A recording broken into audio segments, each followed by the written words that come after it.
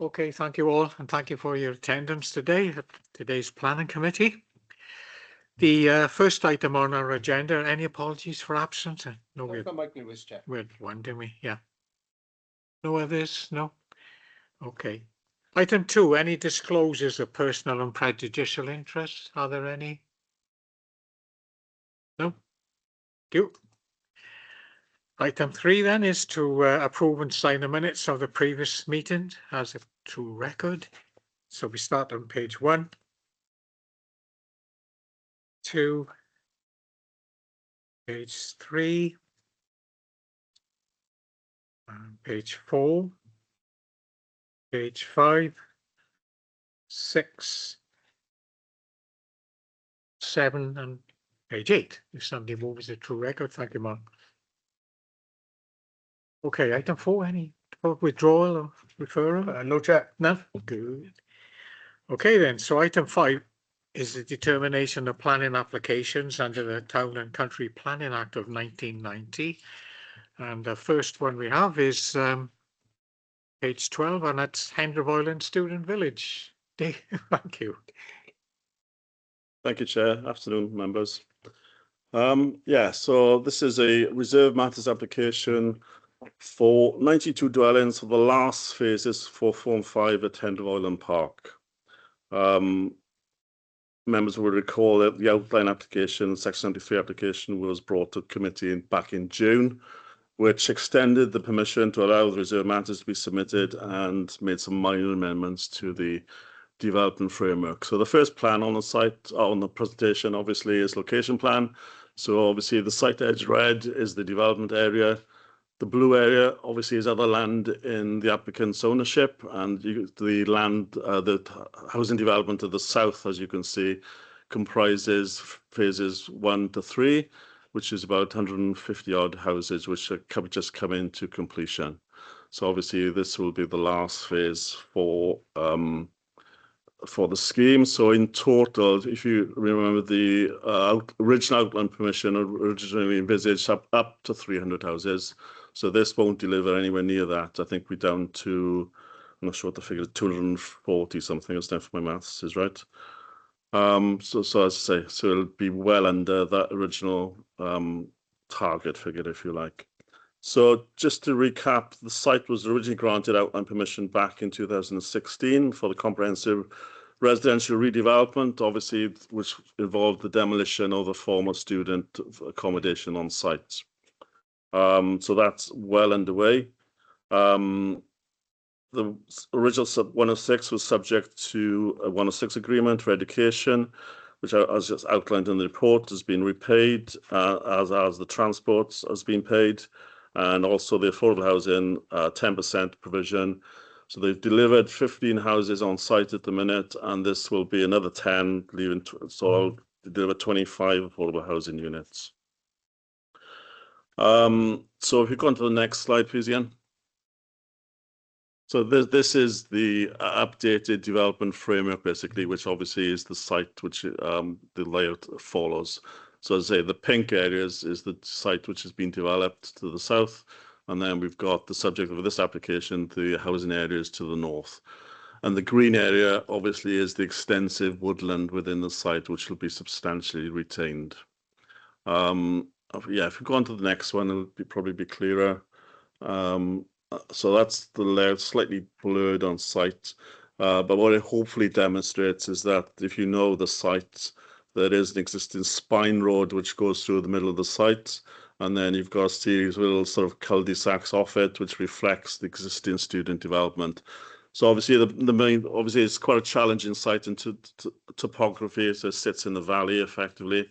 So they're effectively using the cleared site of the development platforms of the existing student housing. And the next slide, please, Ian. So that's just to illustrate, this is the landscape master plan. So obviously just to illustrate the layouts in some more detail, and the green area, as I say, is obviously the retained woodland area. And the next one, so just a series of plans just to illustrate the detail. So yeah, this is just this is a footpath road layout effectively. So it gives you a clearer layout of the development site. So you've got, as I say, you've got the spine road, which goes up to the top of the former mining museum, Emily Phipps building. They'll all be demolished. And then you've got these little offset cul-de-sacs and then some footpath links, which will connect to the existing development.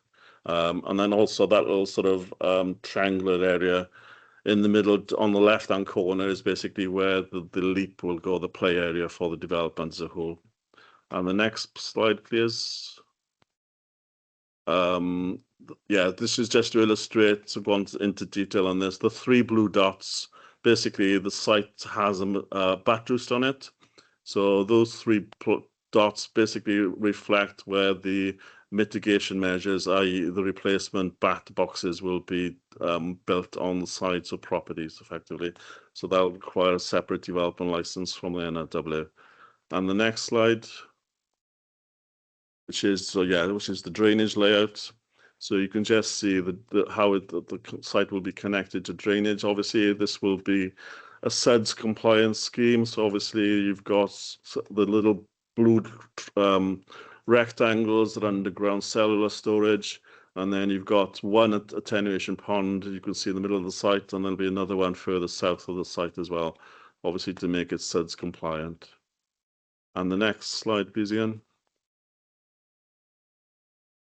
Footpath connection, existing problem with the site, no, well, not a problem, but it's an issue that there is a footpath informal connection to the adjoining estate where the children used to walk through the development when he was a student to the shortcut basically to Oxford School.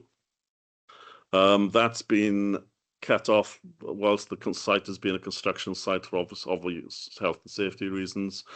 This is a requirement of the outline permission, so as you can see the connection is there and that'll be reinstated and hopefully it'll be built at an early stage to allow that connection to be reinstated, and hopefully when it's safe the children can recommence their little shortcut to work, to school rather, which will be a good thing from a sort of active travel point of view. And the next slide, please, Ian. Yes, sorry, I'm not sure if you can see that, but basically that's the layout of the leap, the playground area, effectively in the middle of the site. And the next slide. Yeah, so as I mentioned, the site is quite challenging in terms of topography. So there's a couple of sections through the site to illustrate how they've tried to deal with this so that you retain adequate separation distances between rear gardens, properties, and also try and obviously how you create the development platforms for each housing area effectively. And then we'll go on to some other, yeah, there we go. So just to go take you through the report, as I say, this is our reserve matters application. So the principle of the development is obviously established by the outline permission. So the layout obviously is follows the development framework. So that's all in accordance with the outline scheme. The road layout obviously is compliant in follows the existing spine road through the new estate.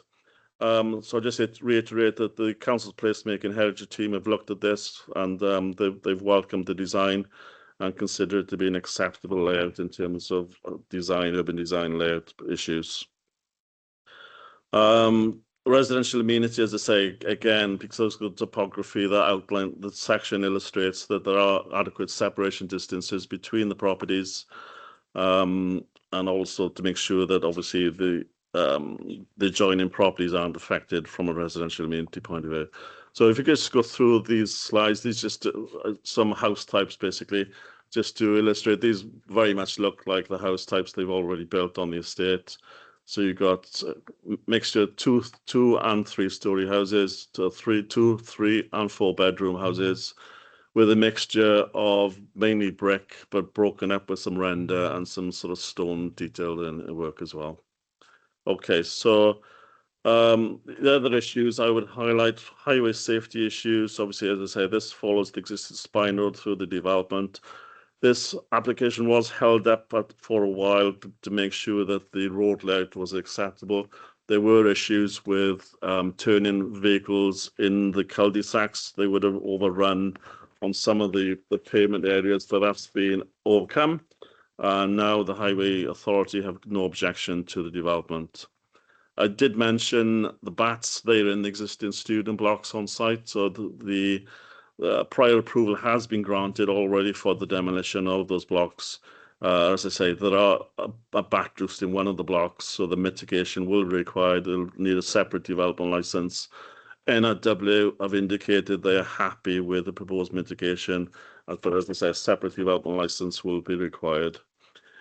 Trees, substantially more woodland areas will be retained. There are 48 trees which have been identified to be felled, but there will be compensatory tree planting at a ratio of 3:1 in accordance with PPW. So obviously 150 new trees will be planted across the development.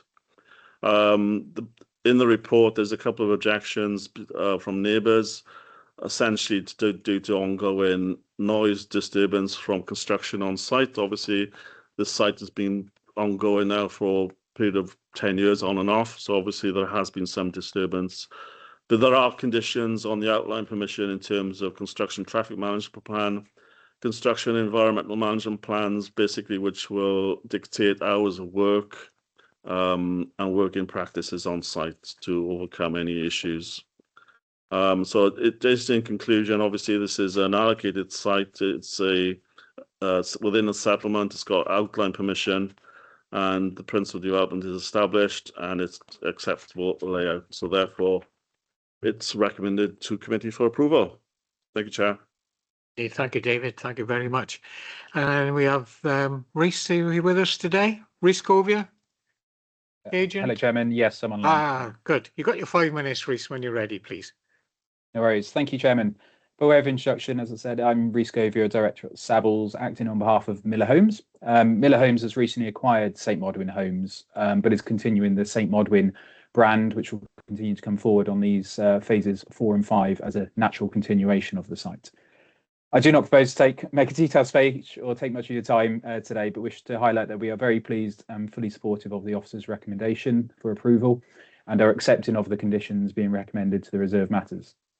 It's been a pleasure to work hard alongside the case officers following approval of the Section 73 back in June 2025 to see the ongoing delivery of much needed housing from this site, seeing all the vacant university accommodation removed and new high quality development replacing it. Phases 4 and 5 will be located on the central and northern areas, and we'll see the site, which, as Mr. Owens identified, is recognised as a housing commitment in the LDP, delivered in full. So again, just to reiterate, we have worked hard to respond to the placemaking, highways and ecology comments, and are pleased officers are now in a position to support the application.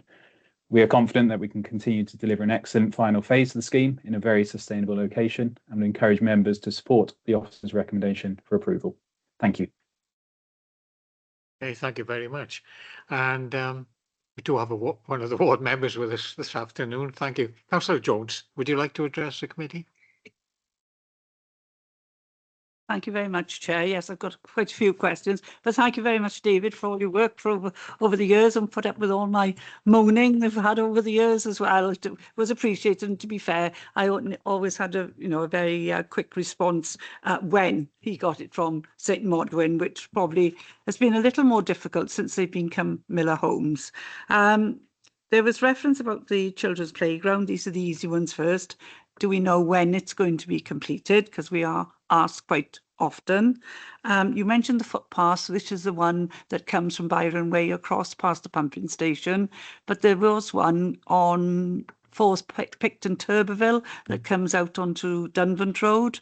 That still hasn't been completed. I know there was a lot of objections to where it was coming out, and I objected myself and asked them to move it, but it's never been put through, and it is very, very useful for parents taking their children to Hendra Island School. So I'd like to know when that's going to be completed. I've mentioned this to you before. They will be starting a new phase, but they don't sweep as often as they used to. When they started on Father Olfa, they was there all the time, every day, going up and down. Now, I have been over there to inquire, and it's now some days only once a week. That is not acceptable because it's coming down onto the other properties, and ultimately onto Gower Road. Also, the noise, you know this as well as I do, they have been starting work 7 o'clock in the morning, even though it's been in the outline stage and obviously for the rest of the site. So I'd like that re-emphasised to them when they start the next site, because they're going to be nearer as a housing, which is in Sketty Ward, but still will be adjoining this site. I noticed there's an attenuation pond there, my favourite. Is it going to be safe, and what kind of safeguards are being put in place around it? And also the woodland management plan, as you've mentioned, there is a lot of trees. It's a lovely site, and I do understand that trees do have to be felled, and there does have to be management of the woodland. It's not taking place very much on the first part, which borders Gower Road and goes up towards Picton Turville. I shouldn't have picked such names, should I? But they reflect the history of the area. That's all I'll say. Because the trees there don't look as if they've been managed. There are complaints about the way that site is managed. I do know the name of the management company, and I just hope that when we give the permission for this, and I know the agent is listening, that they will ensure that the woodland management and green spaces is actually managed, because I know for a fact the price has gone up. So I think that's all, but when you give me your answers, I might have some more. But anyway, thank you very much. Thank you. Any other hands up to speak? No? Don't see any. Yeah, so take the footpath issues first. There are conditions on the outline in terms of deliverance of the footpath link into Byron Way requires them to be implemented prior to the occupation of phase 4. So this is phase 4. So they can start development of this development, but they can't occupy it until that footpath link has been provided. So it could be provided, it could be opened up informally if it's safe. But obviously there's, as you saw on the plan, there is a formal link to be built and constructed to allow proper access. Obviously it gets a bit damp, etc. Yeah, the other Dunvant Road footpath is outstanding. They've done some works, but yeah, it does need to be completed again. That should be completed in accordance with the conditions of the outline permission. So yeah, so that's something which we will need to pressure the developer to make sure that it's constructed. The leap, again, that's to be delivered prior to final completion of the development. As you said, wheel washing obviously is important. It is or should be covered by the camp. And it should be done every day effectively, shouldn't it? So it's up to us to make sure that it's included in the camp. That, as I say, those are conditions of the outline permission.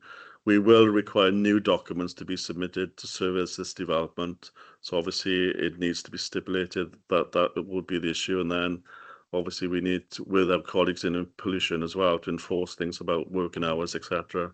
So that, yeah, that needs to be ensured.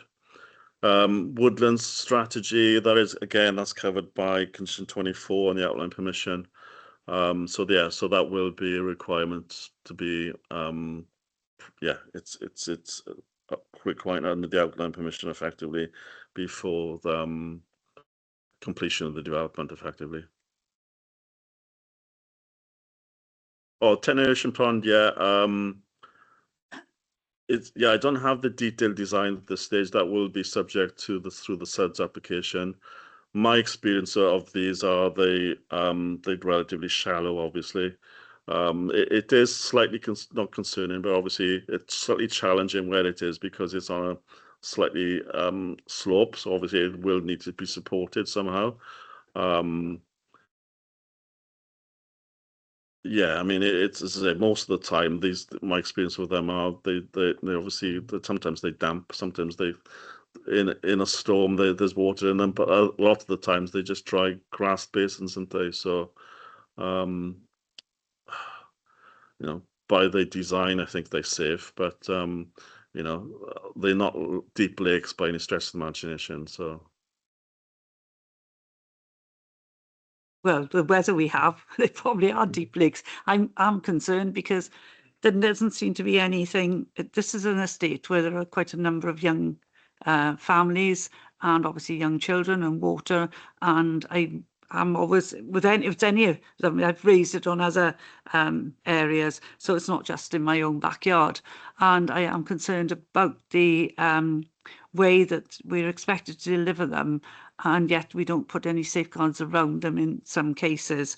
There was others, you said about the woodland management plan, but when the site is actually finished, who do we complain to? Because we don't seem to have, I do know the name of the management company now, and it has changed from when the site started, and they do seem to be around it, because you see the van, but because they're not emptying the dog bins, which is a complaint, they're not emptying other bins. So we need to make sure that we've got somewhere to go as ward members or the residents, that, you know, somebody will do something about it. Obviously, the contact details, and yeah, if things aren't being done, then obviously we need those contact details to who to go to and to rectify it, certainly.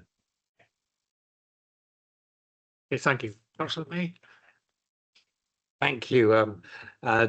Parallel universe with Councillor Jones on this one. We've got a development on the top end of the Uplands ward. One element is to reinstate a footpath, and the other element is to provide a playground. Now, we're not seeing much progress on that at all. In fact, the developers have gone surprisingly quiet on that. If these aspects aren't delivered, as would be in this case here, is it going to be a long, protracted process to get the developers to do it? Is it going to last years? And the other thing, picking up from Councillor Jones, could you actually condition that the developer provides some contact details of the go-to for dog bins and general maintenance issues? Because it, you know, it might be better if it's actually beefed up formally. Well, yeah, again, obviously, we do need the details of those management companies, of not just the woodland area, but obviously if the estate isn't adopted as well, obviously for the upkeep of the roads as well. And yeah, dog bin, street lighting, all those type of issues would need to be subject. Well, it is conditioned as part of the management strategy. And again, obviously, as I say, there are conditions in place to make sure that the footpath, the playground are delivered as part of the scheme. If they aren't, then obviously it's up to us to take action through breach of conditions for enforcement action. Okay. Well, Sorry. as I say, at this stage, obviously, there's no reason why they won't be delivered. But obviously, as you say, the Dunvant Road footpath hasn't been completed yet, but Yeah, I'm sure it will be. so just very good. So the Dunvant Road one, the parents have actually made their own, like, unofficial footpaths, because otherwise you said they've got to walk all the way down, round and back up. So it is important that it is done, because the children are going to school, especially in our climate, with muddy shoes before they even get in the door. So, you know, and if it should have been done, it should have been done. And I don't want the next one to drag on either. And as you said, if it is safe for it to be used, and I'm sure it's not just the children going to school, it's the way to catch the bus on Gower Road for residents, because there's a very poor bus service down that end of the estate. Thank you. Okay, Yeah, I agree. Obviously, that's the reasons for these footpath links have been put in, because to assist the permeability and to allow walking rather than going right through the end of the state back onto Gower Road. So obviously you can make these links to the local schools and local facilities. So yeah, they do need to be put in, and there's safe and dry access, etc. Yeah. Thank you. Thank you. Thank you all. I got no other hands up to speak, so we can move to the vote. The recommendation is to approve this application. So, you ready, please, Gareth? Yeah, Councillor Miles Baker. Approve. Peter Black. Approve. Adam Davis. Approve. Phil Downing. For. Alan Jeffrey. For. Mary Jones. 4. Nicola Matthews. 4. Peter May, 4. Mark Tribe, Mike White, 4. and Paul Lloyd. And 4. That's 11-4, Chair, unanimous. It's unanimous. Thank you all very much.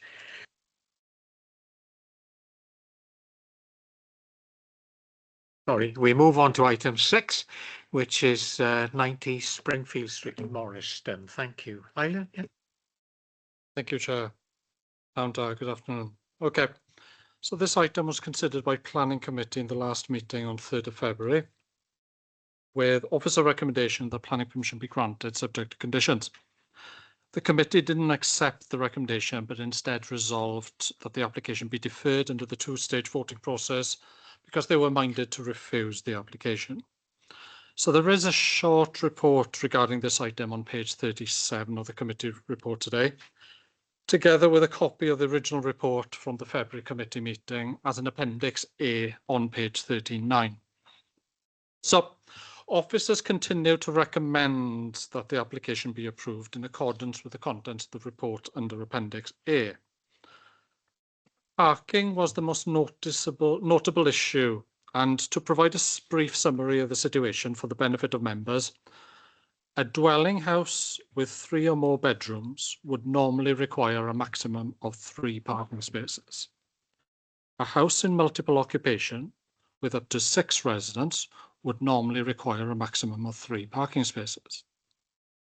It is, however, important to have regard to the existing situation in that the existing property has 1 off-street parking space, despite it being a 3+ bedroom dwelling.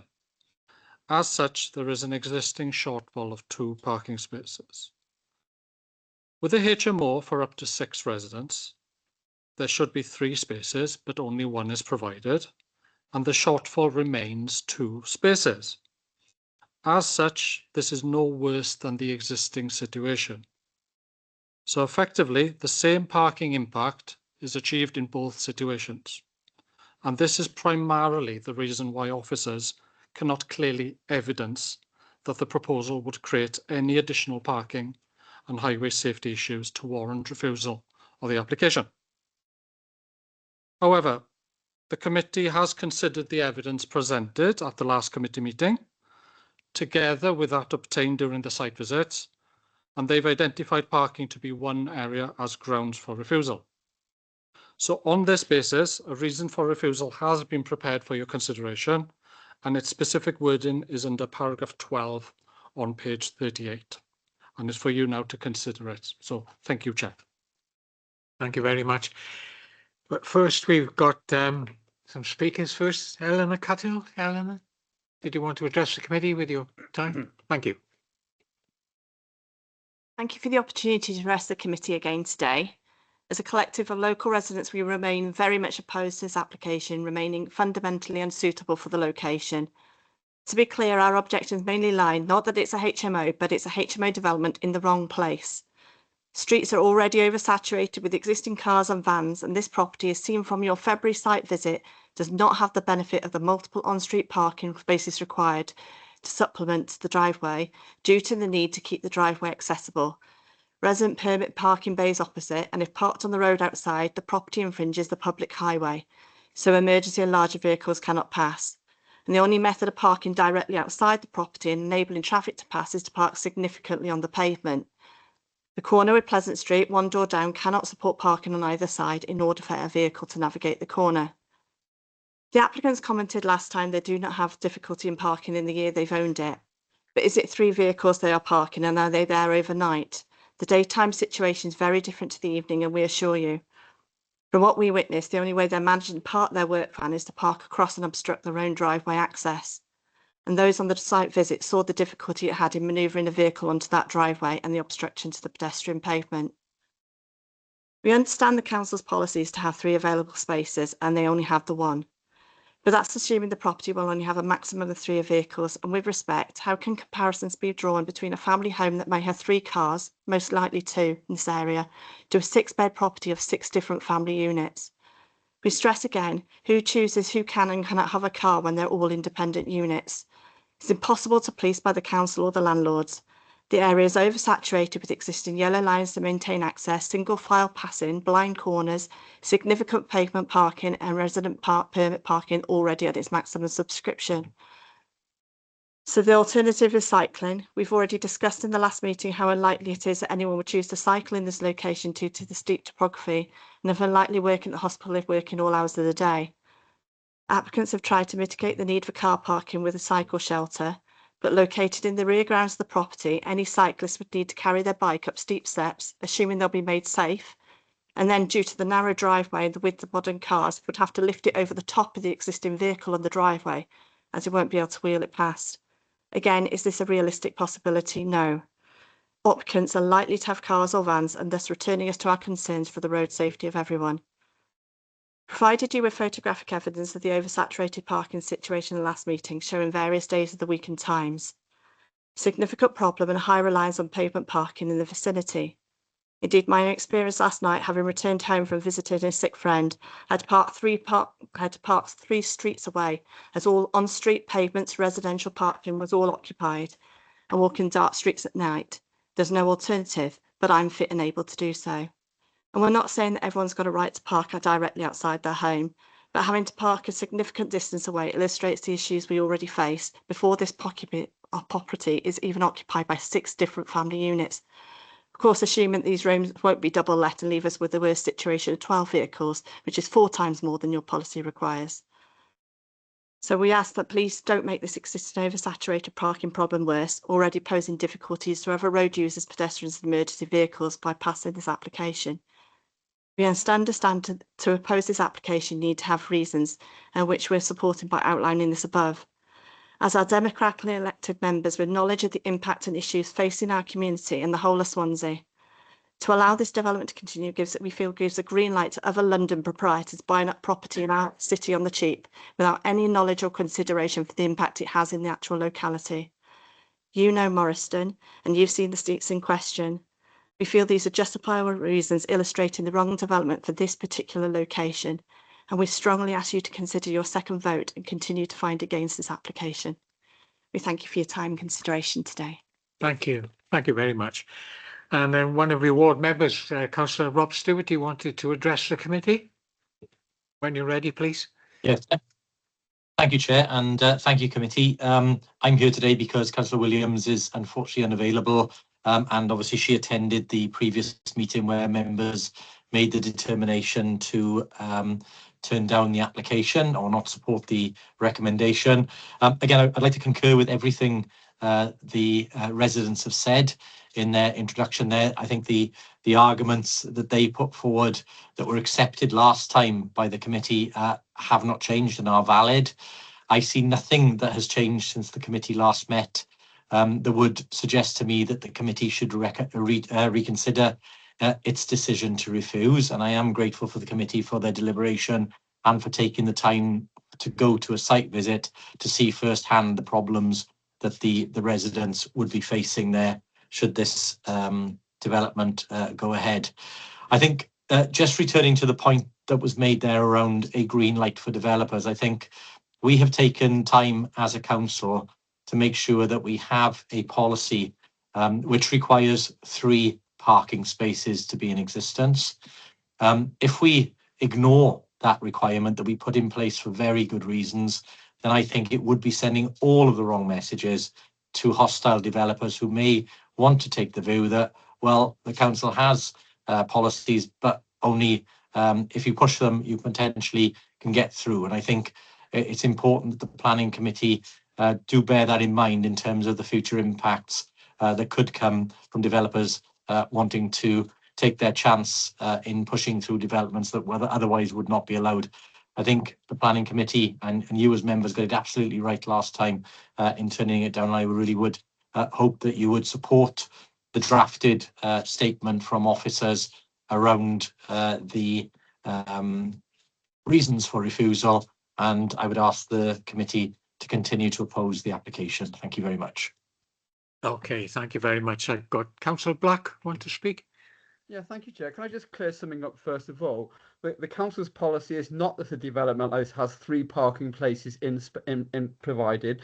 It is that that the provision for a HMO of this size is the same as the provision of a house of that size. They do not have to provide 3 parking spaces. So I think, you know, that is a misleading statement on the part of the leader, who has supported this policy throughout in terms of how HMOs Chair, should be can I raise a point of order, Chair? Let me speak. Let me speak. I'm not here as leader, I'm here as a local member. The leader has supported this policy throughout in terms of how HMOs should be determined. And as a result of that, I have got HMOs in my ward which have been approved because the parking situation, which is almost identical to the one in Morriston, and almost has been determined by this planning committee to be acceptable. And now we're being told that policy should be changed so that HMOs, which I've had to put up with in my ward, where people cannot park, where I've had to park several streets away, many people in my ward have to park several streets away.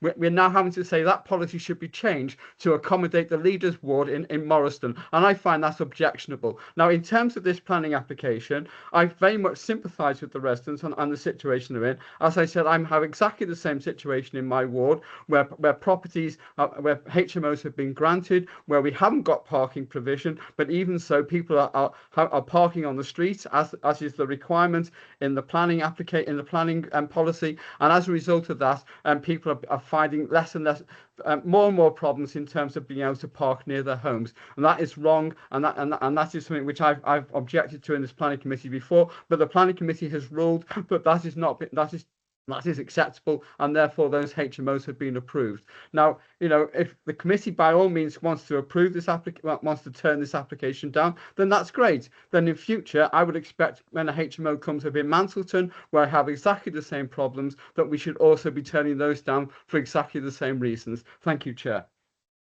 Thank you. Councillor Downing. Yeah, thank you, Chair. I think what was baffling last time was the explanation about 6-bedroom HMO, 3-bedroom house, and the report then referred to the previous application. So, and I don't think the explanation about if this was a 3-bedroom house, nothing would be said about it with the same number of parking spaces. And I think that wasn't clarified last time. Like I said, I'm easily baffled, which I was in the last meeting.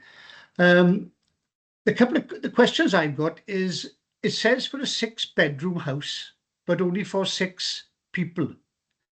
And if you look at the plans, 5 of those bedrooms have double beds in them. So if you can clarify that if 3 of those are taken by 2 people, then you've got 3 bedrooms that cannot be occupied. Is that right? But as far as the parking is concerned, I'm afraid I got to change my mind from the way I voted last time due to the explanation we've had this time. Thank you, Chair. Okay, thank you. Councillor Adam Davis.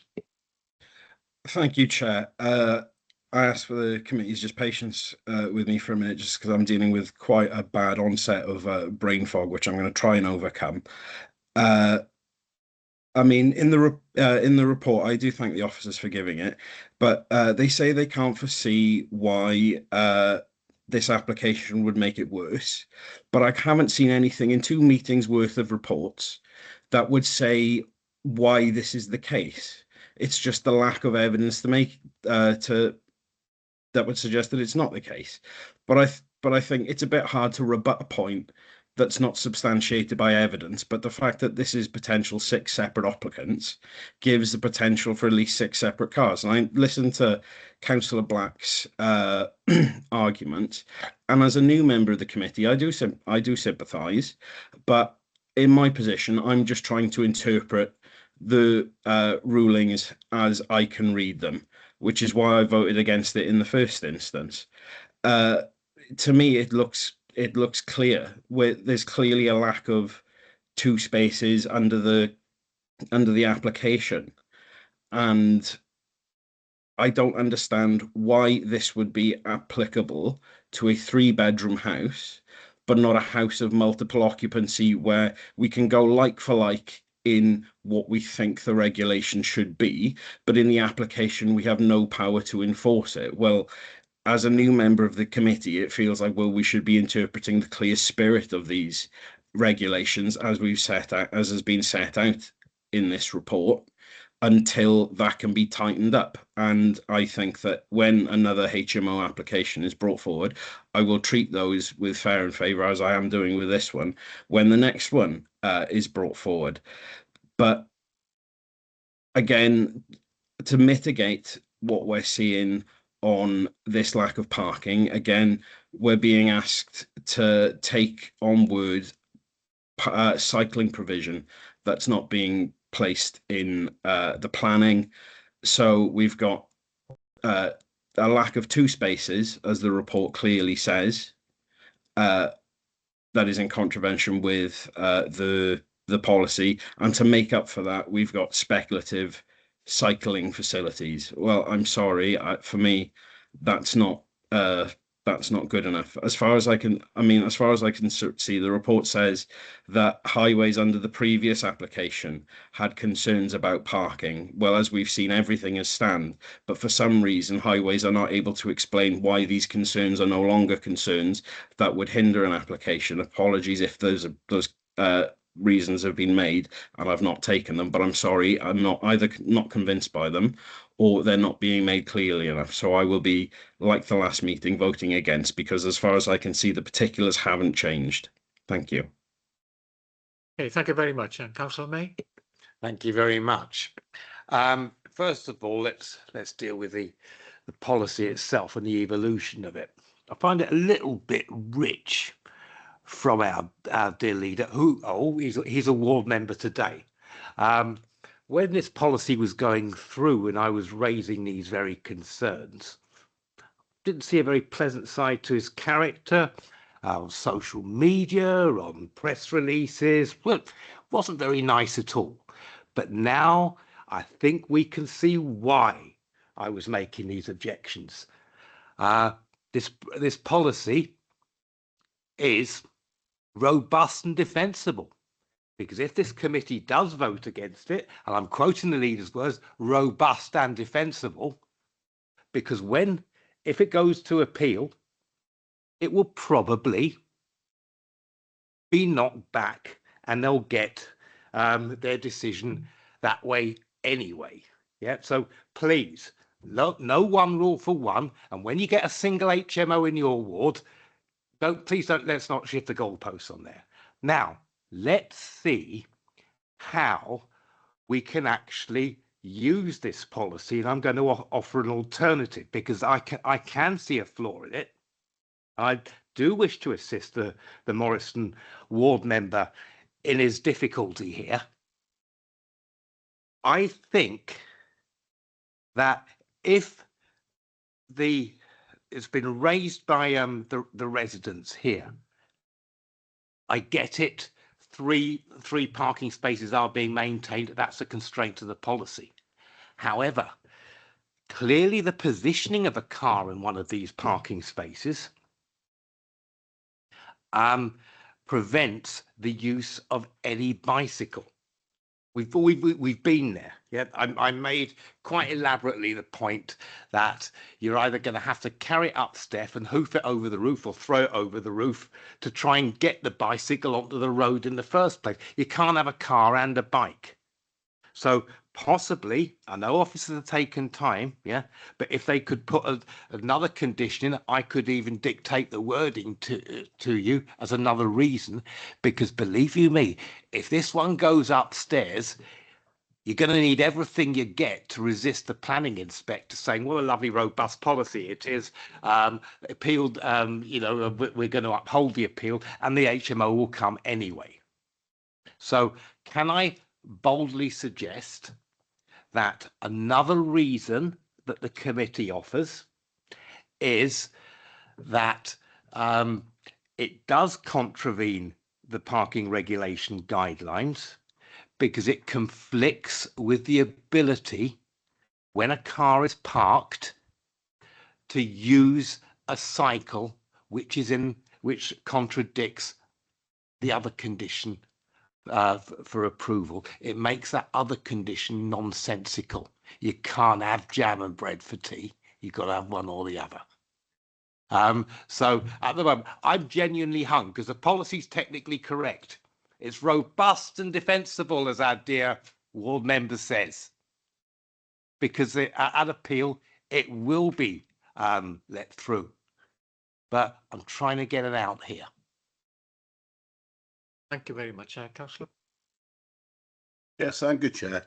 If you look at the reason in paragraph 12, now we went on the site visit to Springbury Terrace and we've seen actually a van trying to park in that space. As they say, he shaved the post, the lamppost that was there. Yeah. He was there. There were cars as well parked low down, but from the house was on the pavement because the road is very narrow there now. Now the issue is public safety, as it states within what the officers have written, right, indiscriminate parking and detriment to highway pedestrian to safety.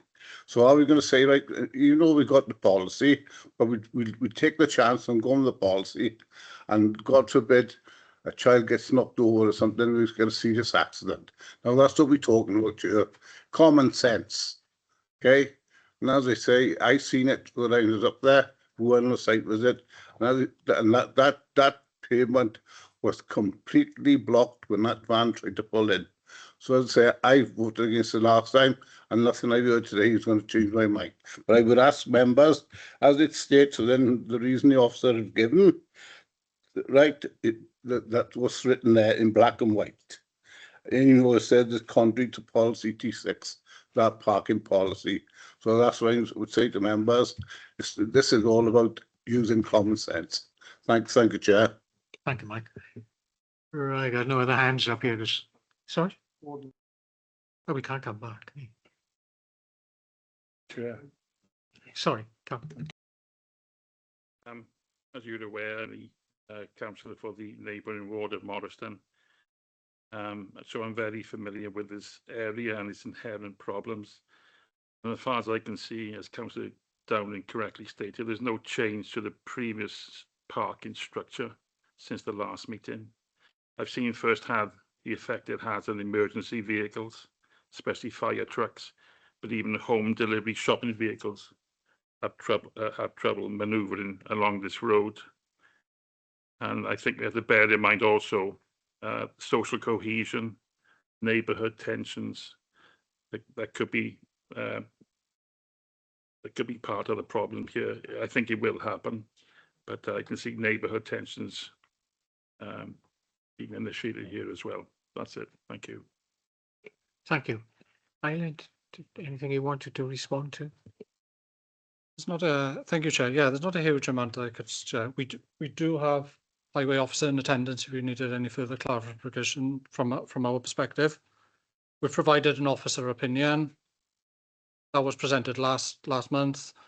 I think you should have all the evidence that you need. It's just a decision that you would like to make. There is a reason for refusal that we've tried to help you based on your thinking last month, last meeting. It just depends if you still are minded to refuse, whether or not you consider the words that we've used in paragraph 12 there, whether or not that is aligned with your thinking and whether or not you want to vote on that. Or alternatively, you've got the report under Appendix A and the reasons for approval on that to also. But those are the options available to you, and I don't think there's anything else that officers can actually add to this to the discussion. Thank you. So formally move my addition as the extra reason to assist. I can distill it a little bit for the officer.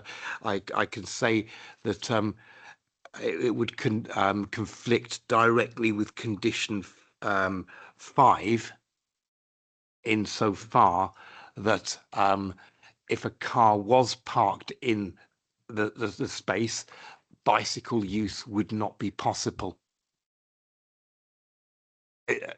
Just to add another reason, because I think you're going to need all the help you can get if it goes upstairs. Can we get those? Yeah, well, it is a reason for refusal for you to consider, and if members consider that there would be difficulty in accessing cycle provision, that is for you to consider and alone. An additional one to what you've put there. Yeah, from an officer's perspective, we don't have specific dimensions of that kind of driveway to a sense as to whether or not you couldn't physically get a car and a cycle alongside it. Oh, sorry, we had a site visit and we saw you couldn't. Well, yeah, of course, that is your opinion and members' opinion. I don't have that information at hand on here. But if that's what you consider it to be, then you are welcome to change that. But I don't think that there's anything that officers can add to assist in that. Okay, in a minute we'll come to that and vote now. But highways, Amanda, did you want to add anything? Well, I think we've given quite comprehensive comments. It seems to me that the general consensus is to not agree with the parking standards and not agree with our interpretation of the parking standards. Unfortunately, I have to defend appeals with the planning inspectorate quite regularly for upwards of 6, 7, 8, 9. And despite concerns raised by myself at those locations and at those times, the HMOs are invariably allowed and granted planning permission. I think there seems to be a bit of a confusion about the parking standards and about what they're based on. It's theoretical values. Everything starts with theoretical value, and then it's the actual change of use that we're impacting. So if it was a new build, for example, the most we would be looking for would be 3 parking spaces. So say if this house came in as a 6-bedroom house, we would only be looking for 3 parking spaces. If it came in for 1, it would be 1, it would be 2, it would be 3, but it wouldn't be anything more than 3. So in terms of comparing the change of use with 6 unrelated individuals as a HMO, there is no discernible difference between that and a 6-bed house or a 3-bed house. And that they are the standards, they are the SPG, they are what has been approved and been used for however the last decade, and so they've got a history. They've been tried and tested, and they've got a history. And I haven't come across, in all the time I've been doing this, I haven't come across a member overturned that has then gone on to be not dismissed at appeal. Sorry, dismissed at appeal. So I think I've heard what Eileen has said, and I've heard what everybody has said, and I've also taken note about the issue with the bikes getting into past the cars.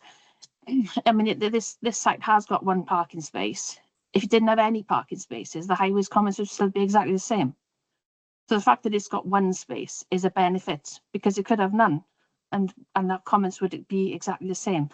So although you would have it's all because it's all theoretical and it's all compared to changes of use, then really the highways, in my opinion, we haven't got a leg to stand on to be refusing this. And whilst I've got absolute sympathy with the people that live up there, but unfortunately the parking standards as approved don't allow for such rejections or objections to be sustained, in my opinion. Okay, thank you. Councillor Adam Davis, you've got your hand up still, or is it a second? Yeah. So we've had 2 meetings now where people have said sort of up to 3, but as a maximum, but nobody's been able to set a minimum. And now we've just been told that, well, we're lucky that this has 1, because if this had none, it would still not be in contravention of regulations, despite us having regulations that this looks like it's in contravention of, but apparently aren't directly applicable. I know I've got really bad brain fog this afternoon, but am I getting that right? Yeah. If it had no parking, it would still be the same comments as if it's got 1 parking or 2 parking, because you're comparing what the baseline requirements would be, and then you're comparing it to what it's changing to. And those baseline requirements appear to be 0. Well, there's a theoretical value of 3 now, and there's a theoretical value of 3 then, so there is no difference. Okay, but where's the floor on that? I don't understand what you mean. Sorry, what do you mean the floor? We've got the ceiling of 3. Yeah. What's the floor what's the minimum? Well, if it was the minimums don't really apply in this situation because the units are already there. They've been built historically. So there's no minimum. If it was a new build, there is minimums. But you're dealing with an existing. But not for a HMO. If a HMO came in, a new HMO came in, I would be saying you need to be providing me with 3 spaces. But that's not what we're looking at here. So in effect, any building that then applies, that any existing building that then exists, but then applies to be a HMO, has no parking requirements. Is that the position of highways? We would be assessing what the current use would be and the proposed use would be, bearing in mind we can only ask for a maximum of 3 units, 3 parking spaces for a single house, or 3 for a HMO for up to 6 people. Okay, so a maximum of 3, but a minimum of 0. Okay, thank you. Chair, could it bring some perhaps clarity to the situation? There's a difference between a new build and a change of use. So when you have a new building, the parking standards will set out how many parking spaces are required depending on the nature of the development. And as part of the planning application process, we would look to secure those parking spaces. One of the things I will point out, obviously our parking standards have been in place for a number of years. National planning policy is evolving away from the parking standards. They're looking to discourage car ownership and therefore reduce the amount of car parking spaces that are provided. And that is something that has to be taken into account in determining applications. When you've got a change of use application, you've got an existing use at the premises. So that use will have a parking requirement.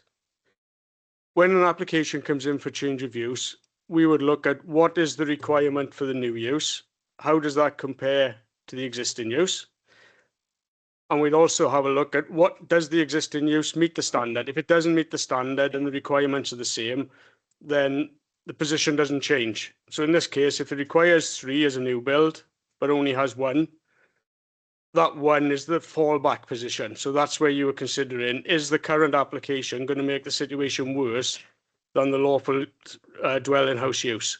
So our view, which is set out in the report, is that we think it would be difficult to demonstrate that the proposed HMO use up to 6 people in the property would be worse than the lawful dwelling house use. But if committee feel that the situation would be worse, it is open to them to refuse the application. And obviously that decision may need to be defended at appeal. And just to pick up on Councillor Downing's point, I think if there were 3 rooms doubled up, 6 people would be the maximum, and there would need to be 3 empty rooms in the property. So it's 6 people maximum in the property, whether that's 1 person per room or split over a lesser number of rooms. Thank you. We got no one else wish to speak then? No? So we come into that vote on that recommendation there on item at page 38, item 12. Can I ask, I'm going to ask advice on it. Thank you, Chair. Yeah, so the first vote should be whether to approve or refuse the item. So if members approve, then obviously it is approved and conditions will have to be imposed. If members decide to refuse, then we need a second vote then to add in Councillor May's suggested condition. Suggested reason for refusal. Thank you. We take that vote then. Yeah, so this is a vote for the recommendation in the report, which is for approval. So Councillor Meyer Baker.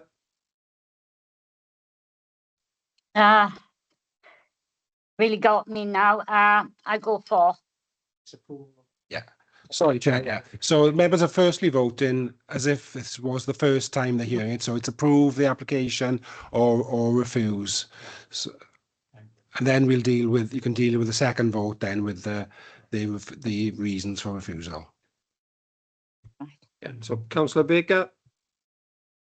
For. Peter Black. On the basis it sets a precedent for my ward, and refuse. Adam Davis, Refuse. Phil Downing, For. Alan Jeffrey, Against, refuse. Nicola Matthews, Against. Peter May, Abstain. Abstain. Mark Tribe, Refuse. Mike White, Refuse. and Paul Lloyd. Oh, That's 6 against, 3 for, 6 against, 1 abstention. Chair. okay, thank you. So we'll take the vote on the actual recommendation Yes, Chair. on that. Reasons for refusal, including Councillor May suggested reason. Yeah. Okay. Somebody seconded that? Yes. Right, Yes, I'll second that. thank you. So this is this is a second vote now. This is for the reasons for refusal as outlined in the report, and the second one as suggested by Councillor Peter May.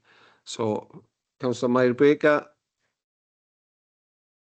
For. Peter Black, For.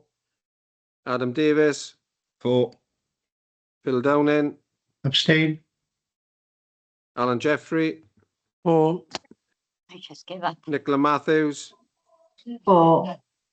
Peter May. Yeah, you can make a vote yes or no vote. Sorry, Councillor Baker, can you just put your mic off? Right, apologies. Councillor Peter May. For. Mark Tribe. For. Mike White. For. And Paul Lloyd. Oh, may have lost count. So that's carried, Chair. That's Thank two you very reasons much. for refusal. That's been carried. Now, bear in mind that the next. Yes, just coming to now. The next paragraph there says, in the event of the application being refused, the plan committee is required to nominate the members that would take the lead in defending the decision at any subsequent appeal. Yeah, so that's something we'd need to work on. Okay, thank you. And then the next item on our agenda. Sorry. So can we have a nomination for that now, please?